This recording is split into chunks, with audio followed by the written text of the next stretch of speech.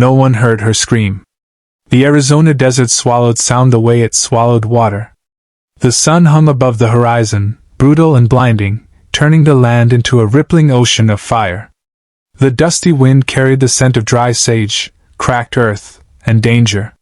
Somewhere in the distance, a vulture cried, a sound that usually meant one thing: something was dying. And something was. She had been walking for hours, barefoot against the burning sand, carrying a small woven basket filled with herbs her grandmother had taught her to gather. Each step was calculated, careful.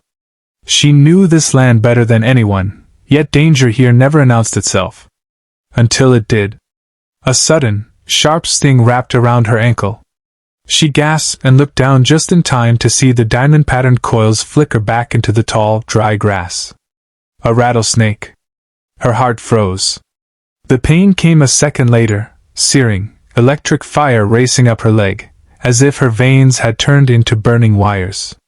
She collapsed to her knees, the basket spilling open as leaves and roots scattered across the sand. "No," she whispered, her voice already shaking.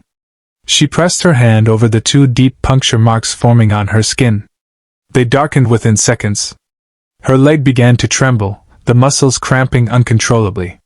She knew what this meant. Death out here wasn't dramatic. It was quiet. It was slow. And it was final. Her breathing quickened. "Not here, not like this," she murmured, trying to stand. She managed 2 steps before her knees gave out again. The world began to spin. The sun blurred into white. Heat pressed down on her like the weight of the entire sky. She prayed, not in words, but in desperate feelings sent out into the empty land. That was when the ground began to tremble. Hooves. A horse. She looked up, her vision hazy, and through the waves of heat she saw a figure, tall, broad-shouldered, sitting astride a dark horse. A cowboy. His silhouette was carved out of sunlight and dust. The kind of man made by the desert, not by civilization. He noticed the overturned basket first. Then the blood. Then her. He jumped down before she could call out. "Hey! Miss! Can you hear me?" he urged, kneeling beside her. His voice was deep. Calm. But behind it, she heard urgency. Snake," she forced out, barely able to move her tongue. His eyes dropped to her ankle, and his jaw tightened instantly. "Damn," he muttered. He tore a strip from his bandana, carefully tying it above the wound to slow the venom. His hands were rough but gentle, as if he had done this before. The desert had clearly not spared him any kindness, and he had learned to survive through it. "How long ago?" he asked. I don't know, minutes, maybe more." Her words slurred. He didn't hesitate. "Listen to me," he said, looking directly into her fading eyes. "You're not dying. Not today. But you gotta stay with me. You hear me? Stay awake."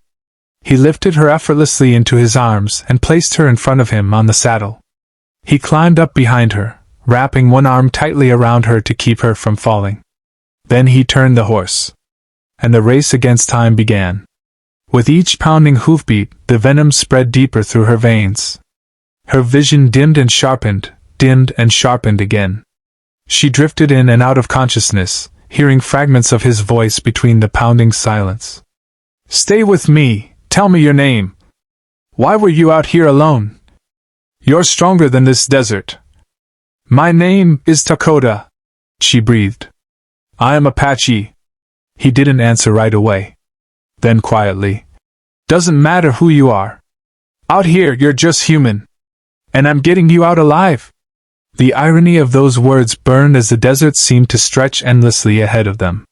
The sun sank lower, painting the sky with blood-colored streaks. She could feel herself slipping away. Then everything went dark. The last thing she heard before the world vanished was his voice, suddenly panicked for the first time. "Don't you dare die on me, not now, not when we're almost there." Fade to black. And the question that grips the viewer. Did they make it in time, or is the desert about to claim another soul? Darkness. Silent. Endless. Then voices. faint at first. Then clearer. She's burning up. How much venom could it have been? A full strike. She shouldn't even be alive. Takoda's eyes cracked open. The world was blurry, warm and cold at the same time. The scent of herbs filled the air. Smoke. Wood. Medicine.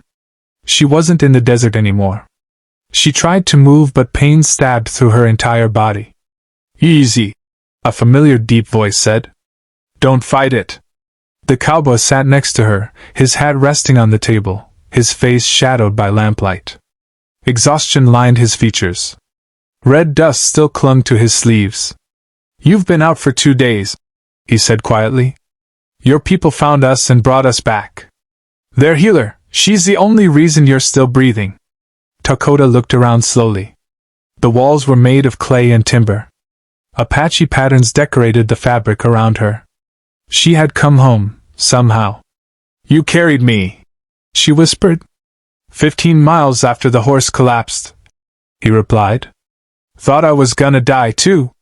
Her dry lips trembled into the faintest smile. Then, why are you still here? She asked. He stood and turned toward the doorway, looking out into the distant desert. Because those men who left you to die, they're still out there. Her eyes widened. What men? He looked back at her, and for the first time, real anger flared. I found your basket broken, and footprints. Not just yours. 3 men. I think they were waiting, watching, and that snake? He paused. May not have been chance. A chill ran through her body, colder than any venom. They wanted to steal land near the ridge, she said. They tried to threaten us before. His jaw clenched. Then they picked the wrong way to do it. Days passed. She grew stronger, slowly, painfully. Each step she took was a battle one. He stayed nearby the whole time, acting like it meant nothing, but watching her like the desert watches the sky for rain. One evening, shots rang out in the distance. Apache warriors rushed forward. So did the cowboy. She followed. On the ridge, under a dying sun, the 3 men stood with rifles. Fear flickered across their faces as they saw who stood against them, the Apache, and the cowboy who had cheated death beside one of their own. You were supposed to be dead, one of them spat. So were you, the cowboy answered calmly. What happened next wasn't just violence. It was justice. The desert echoed with thunder as truth was finally settled in blood and dust. When it was over, the silence returned, but a different kind. A peaceful one. A healed one. Takoda stood beside him at the edge of the ridge, looking out at her homeland. You should leave, she said softly. Men like you don't stay in one place long. He glanced at her. Men like me don't usually find reasons to stay either. The wind danced between them, carrying unspoken words. Days turned into weeks. Weeks into months.